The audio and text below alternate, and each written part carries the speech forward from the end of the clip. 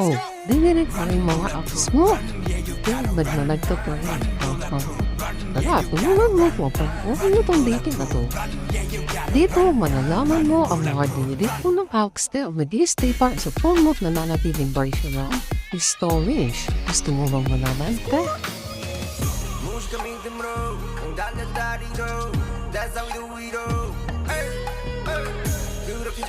Nag-delete na kayo ng apps huwag nananapag tayo. Tinag-delete kayo ng mga games ng pag-nanapag tayo. So, ganito yan guys.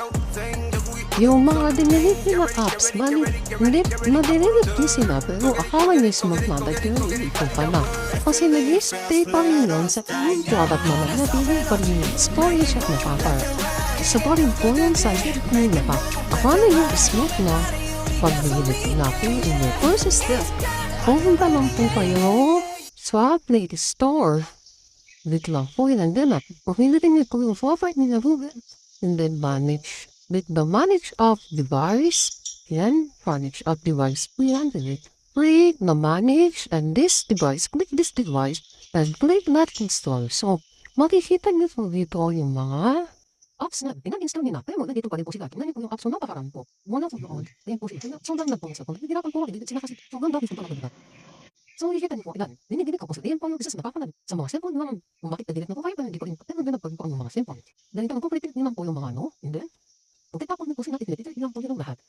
Mga apps na dinaload din noon, and yun. Nakapala din na-delete yung material, hindi pa po tanda.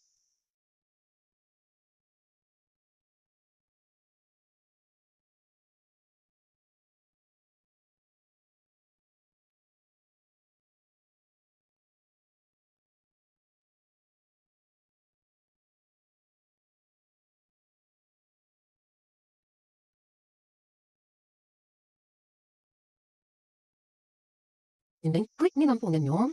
And then, click nyo lang po yung text sa taas, yung parang flash. And then, click nyo lang po yung trash doon. And then, yung click remove.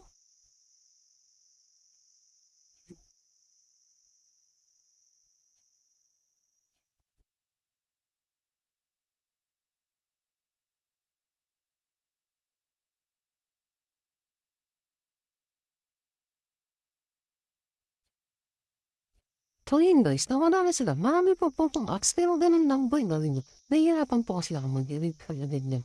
Pero napapaganin po kasi, sobrang dami na po. Kasi nung dinibig ko yan, kung nakikita niyo po marami po sila.